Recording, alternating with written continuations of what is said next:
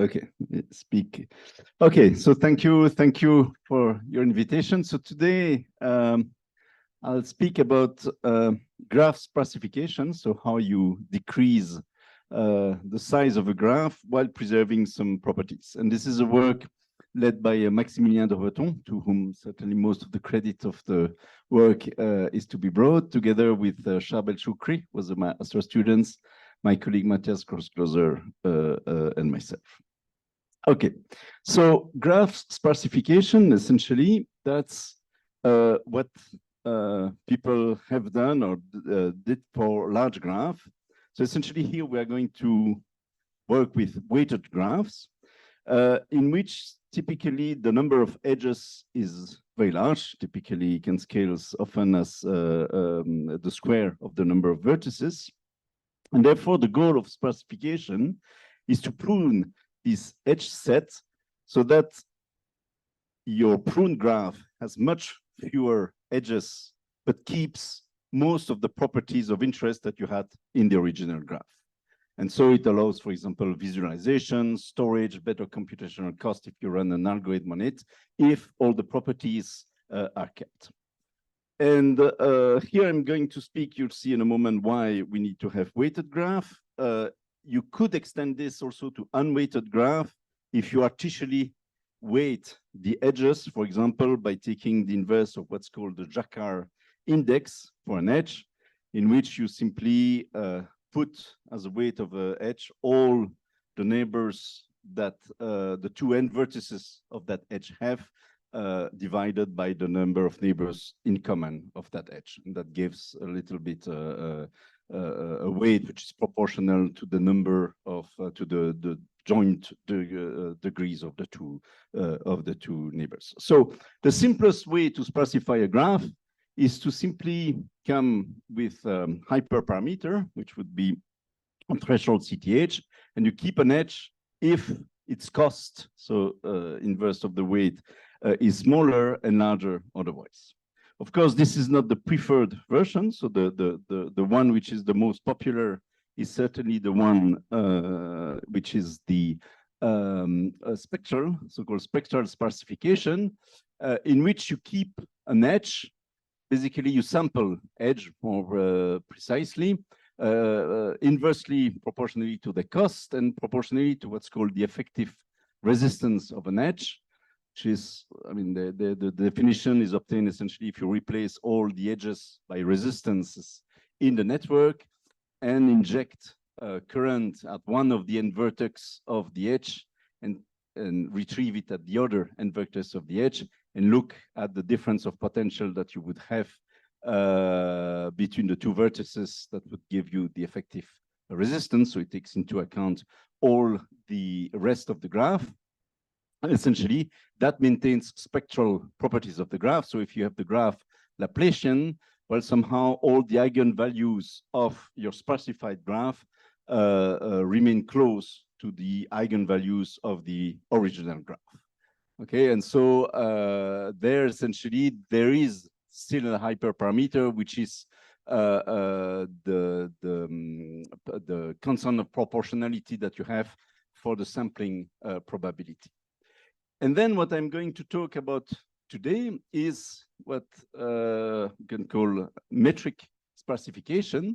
So essentially, you keep an edge if and only if it appears in at least one shortest path between two vertices in the network. Okay, so if that edge is used by any shortest path that you would have in the network, then you keep it. If not, then it's a semi-metric edge, and you discard. So there, contrary to the two other sparsification methods, there's no hyperparameter since you just keep it that way. And actually here we are going to see the property we're going to be interested in is community detections, which as you see might not be obvious to be kept. So for example, to see how it works, here is an example of a graph that I would like to sparsify in a metric way. So I have put here all the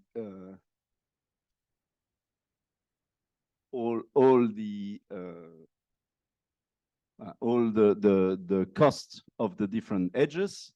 And you see here that essentially, so what I will keep all the edges that appear at least in the shortest path and eliminate all the others. Now here you see that I have a graph that has some community structure. If I was applying a clustering algorithm on this, it would probably find 3 communities that are indeed much better connected than the rest of the network. And if I sparsify it to compute its metric backbone, here is the metric backbone. And you see that if I do that, essentially I have eliminated many edges within communities in these examples here. But of course, even the edges that were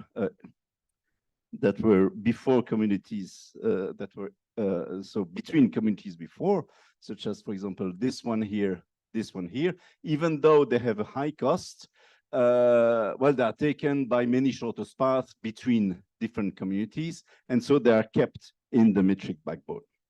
So the question is quite legitimate to ask whether indeed, if you do that, you preserve or not the community structure of your graph, because a priori, you would delete many edges inside the community which is well connected to each other. And so there are many redundant edges, but keep the few that you have between communities. And so that's the question we are interested in. Before doing that, one might wonder if you save many edges or not by doing metric sparsification. And so that actually was something that was looked at in this paper in the database community. And it depends, of course, on real graph, how much you can delete. So it can, you have in some of them up to 90% of edges that you can remove. In some other, only 10, 12% that you can remove. So it varies, but it usually, I would say the average is typically over 30, 40% of edges that you keep. So you remove at least 50% of edges. And so in real network, it's quite efficient in filtering edges already. Now, clearly, if you apply this, all the properties that are linked to distances, diameter, shortest path distances, betweenness, centrality, are maintained by definition, since you keep all shortest path, so you have all these properties. And so the one that we are looking at are communities. Now, this is another simulation. So this is a data set which is known by people working in community detection, which is the primary school data set. And here, the threshold, so there are 2 methods that I compared, the threshold sparsification on the right and the metric backbone sparsification on the left. And the threshold has been tuned so that you keep exactly the same percentage of edges in both sparsified networks. And you see the problem with, of course, a threshold method is that you are not guaranteed to maintain connectivity itself. Whereas in the metric backbone, you keep edges between different communities. You have still a single connected component on the left and not on the right. And so there was empirical evidence that indeed community structure is still preserved by doing this metric sparsification. So the important then is to use a clustering algorithm on a sparsified network. And indeed, if you look at all methods, so threshold subgraphs, spectral sparsifier, and metric backbone, compared to the red one, which is the original graph, well, most of a classical clustering algorithm perform almost identically, not always. Sometimes, like the threshold subgraph has more issues than the 2 others on the sparsified cluster as on the original graph itself. So to study that, well, the model, of course, that has a built-in community structure is the stochastic block models. And so the model we'll look at is a weighted stochastic block models, which is described on this slide. So essentially what I have in this model here is, so I have n nodes and k clusters. So they'll be in k latent blocks. Z index U designates the block membership of node U according to some distribution. So pi of A is simply the probability that the label, the cluster of node U is A. And I have k clusters, which are k is known. PAB is the probability that I have an edge between a node that is in block A, that is in cluster A, and a node in cluster B. And CU, comma V should be, is the cost of UV, which is sample from a distribution FAB, okay, which can be different for between different clusters. And so this is a weighted stochastic block model that I have in the setting here, in which I do have, this does work, so in which I simply do have, okay, here. So in which I have, so these are the probabilities for the different levels. These are for the edges, which are simply independent in the stochastic block models. And then the cost structure that I would have, which is drawn according to a CDF, again, independently from everything else. Okay, and then the assumptions I do is simply that the edge probability follows their usual asymptotic scaling that provides connectivity. So essentially, it is a constant BAB, which must be strictly positive, multiplied by something that depends on n and that grows at least as log n over n. The cost structure needs to be continuous. And essentially here, what matters, you'll see in a moment, is only what happens not at the tail of the distribution, but since I'm computing shortest path, at the head of the distribution.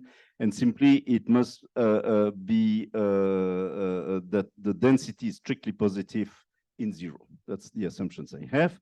Two notations that we are going to introduce, which are basically depending on both the lambda AB, which is the derivative of, so the PDF at 0, BAB, which is the coefficient in front of the rho n for the probability of edges between different communities, and PB, which is the proportion of vertices that belong to block B. And so there are the maximum, minimum value of these two quantities that will come into play. And so the first thing we can do is computing the cost of shortest path in this network. And essentially, if you look at the cost, if you're normalizing with what depends on n just there, it's between 1 over tau max, 1 over tau min, which are two functions of these parameters of the model. And to show that, essentially, we use a first calculation process. So essentially, if you take a node U, a vertex U, like the vertex that you would have just here, what you do is you grow a first calculation process until you hit the k nearest neighbors of U.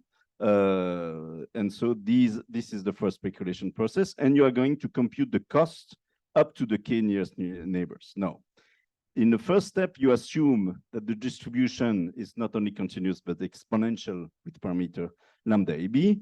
So that makes your task easy because essentially the increments that you do are memoryless because of the exponential value of the different costs. And so it allows you to compute the distribution, in particular the expectation and the variance of this, applies Chebyshev, and see what is the cost that you obtain with high probability for different value of k.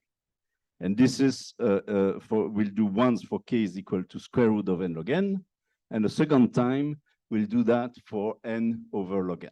And why do we do this for these two values? Well, let's start with the second one. So if I do with the second one, then essentially what happens is that the two first speculation processes that have started from node U and node V, with high probability, will not intersect with each other. Essentially, they will grow independently, but I stop them early enough so that with very high probability, if I pick two nodes, U and V, according to the distribution pi and in the graph, then I will have two nodes that have with high probability, so for most as n tend to infinity, no intersections. And so the cost that I have between the two, well, will be the cost that I need to do, the minimal cost at least that I need to do to get from node U until the boundary here,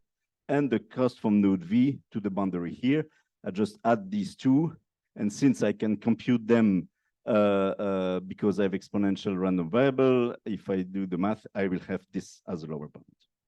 And vice versa, if I take now a larger number of steps, I go to square root of n log n, and I start again these two first calculation processes, then can show that with high probability, their intersections will be non-empty. So I will have at least one vertex, W, which is in between, shared between these two.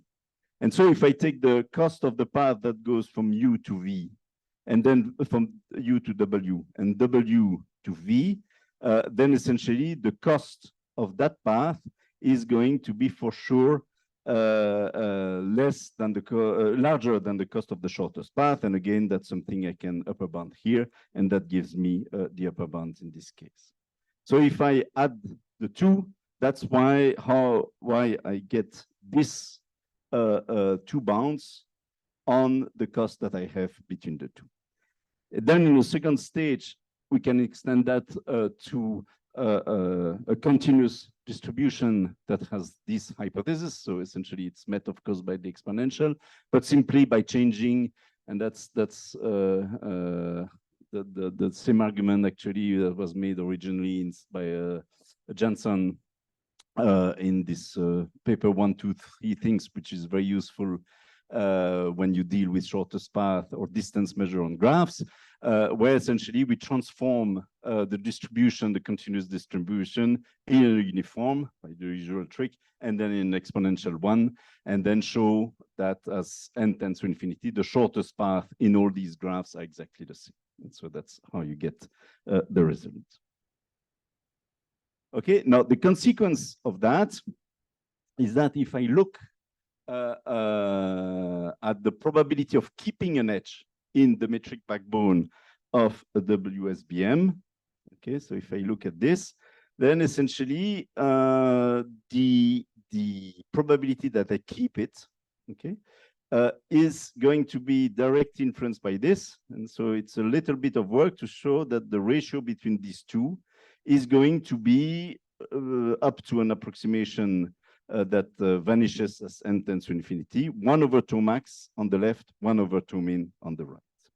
And so if we take an example, for example, such as this one, so if I have a graph here that is the usual stochastic block model in which essentially the class distribution is the same for every node, so it's uniform, and the exponential, or the continuous distribution have exactly the same parameter lambda, and I have only two coefficients for the edge probability, a large one if I have an edge inside a cluster, a small one if I have an edge between different clusters. And if I do the math, well, in this case, the two parameter Tmax, Tmin are exactly the same, and the edge probability in the metric backbone are given explicitly by these expressions. And so what is interesting is if you take the ratio of these two, well, the ratio of these two is exactly the same ratio as the original ratio between the edge probabilities within a cluster and between clusters that you would have in the original network. So for this basic stochastic block model graph, you keep exactly the same proportion of edges asymptotically in the metric backbone as in the original graph itself. And so if you do spectral clustering on the metric backbone, then using a spectral method a usual spectral method essentially that uses k-means on a spectral decomposition of the weighted agency matrix of the graph. If you do it on the metric backbone, and if you take as a loss function essentially the Hamming distance between the graph, the node labels, and any permutation of all these labels that you would have, then essentially you can show that for Tmin is equal to Tmax, that the loss that you do in a clustering algorithm is going to decrease to 0 as 1 over log n. So essentially that you are going to do asymptotically spectral clustering that is as good on the spectral on your metric backbone sparsified version of the graph as on the original graph that you have just seen. And so one example where this can be used is actually what people do, to take an example which is not in network per se, but in images. So people have constructed proximity graph on n data points, which would be n images, for example, x1 to xn. So you look at some similarity measure between these points in a d-dimensional space. It can be very large, and you just keep the q points that are the closest to each point. So essentially, you define a neighborhood by doing this, and you put an edge, a weighted edge between 2 point u and v, in which the weight is going to be essentially a symmetrized version of this similarity version. So it's SUV. So if either vertex falls in the neighborhood of the other, if either nodes falls in the neighborhood of the other nodes, you'll put an edge with this value of the similarity. And if not, you don't put any edge. So this produces a graph, essentially, that represents the similarity between your data points in a high-dimensional Euclidean space. And then from that, you can do clustering. Now, if you do clustering, and if you apply the different clustering methods on that, you see that essentially the original graph, so we took MNIST and two others data set of images to do that. You see that in general, the metric backbone performs well, and more importantly, so as we vary this hyperparameter Q is more stable in general versus Q than the other algorithm. And so and even more stable than the original, than doing the clustering on the original graph itself. And so that's probably an additional advantage of doing this sparsification, is essentially this robustness against hyperparameter Q, which is essentially how many points do you need to take in the neighborhood. If you take too few, well, you will just look at images that are very similar, but drop the one that are a bit far away. If you take Q very large, then you include also in the neighborhood many images that might be actually quite different. If you sparsify them, actually, because they're weighted by the similarity of the different images, it naturally filters out those edges that connect images that are pretty far away. And so that's why probably we get a better value and a more robust value across different values of Q, because essentially the sparsification by the metric backbone takes care of keeping only the edges that have information and drop edges that do not have too much information. And that is something which is brought by doing metric sparsification, because it keeps the community structure. We don't know if the community structure is kept as well by spectral sparsification. So that's what we have. So to conclude, so the question about the preservation of communities, at least by the metric backbone, can give a positive answer, certainly for these weighted stochastic block models. There is evidence in many graphs, so empirical evidence on many of these graphs. There is a theoretical confirmation using first calculation techniques. Actually, the technique was used for a completely different purpose already by Yulia Kompati and her co-worker in a paper of 2015 on inhomogeneous random graph. But it's probably the closest to what we did just here. Now, there are things that are different. In particular, something that is not well captured by the weighted stochastic block models is that the shortest paths are longer than shortest path in real networks. So typically, in real network, there are 1 or 2 hops long. Here, it's always log n. So there is something, the distance is not really put in place. And of course, for it to matters, we have to extend it to unweighted graph and analyze better how, I mean, right now we take this Jacquard, as others, way of artificially weighting a graph if it is unweighted, but that's to be seen exactly how it behaves if we do that for unweighted graph. And so I'll stop here.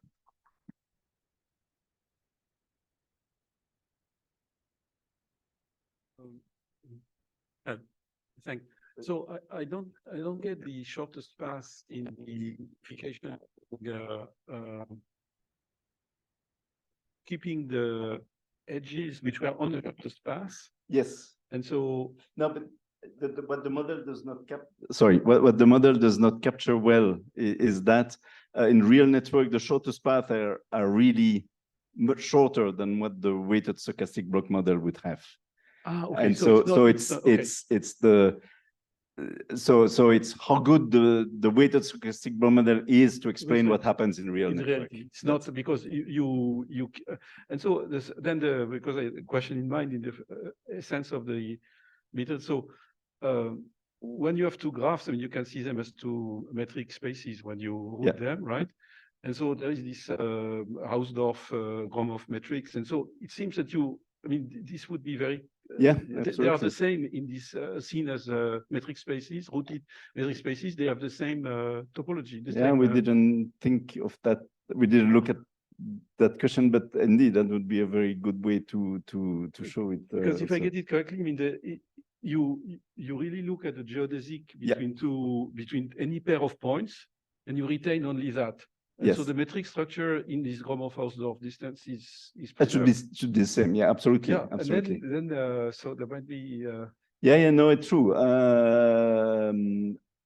Of course, naturally, everything links to distances are preserved, right? Because by construction, that's the way the metric backbone is preserved. Contrary to to other sparsification methods, where you are not guaranteed as much to keep the same properties. All these ones are maintained. Now the fact that you have so that the clustering algorithm, so that the community structure remains the same, that I don't know if we can show by Hausdorff. But yes, I mean I pretty much think it. I mean if you look at the Hausdorff distance, and none should remain the same between the metric backbone and that one. But I haven't seen anything done on that. And the notion of metric backbone comes from the idea that there is an underlying metric space, or which this rooted graph. So it was empirically looked at in this database community. So the first idea, so the Newman and one of his co-authors looked at it, actually not exactly the metric backbone, but they said a clustering algorithm that would work on network is to count how often an edge is, how many shortest paths take a particular edge. Okay. The idea being that if I have an edge between communities, it's going to be taken by many shortest paths, and therefore I should essentially compute some kind of betweenness centrality of the edge, and the one having a high score gives me so I have a divisive hierarchical clustering that starts from the weights I compute on this. So the idea was already there that essentially if you look at how many shortest paths take a particular edge, that gives a little bit the community structure. Here the metric backbone is a bit different, since that you don't distinguish how many shortest path take an edge. As soon as it is taken by at least one shortest path, you keep it, and you remove it only if it is never taken by a shortest path in the network. So in a way, you lose this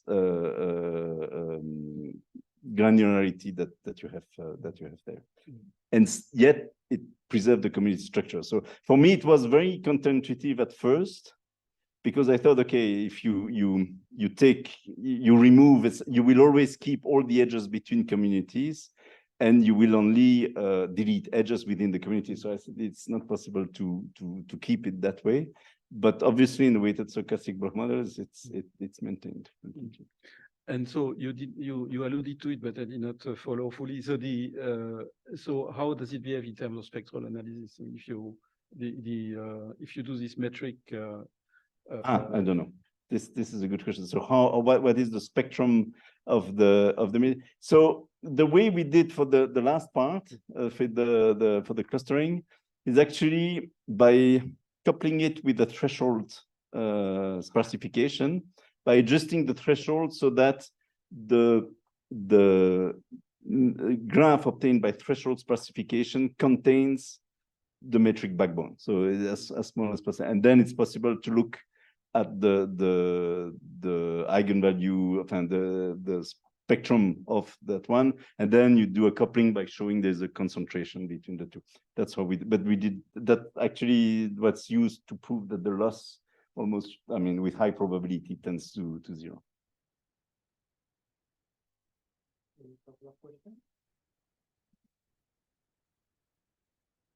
Thank you very much.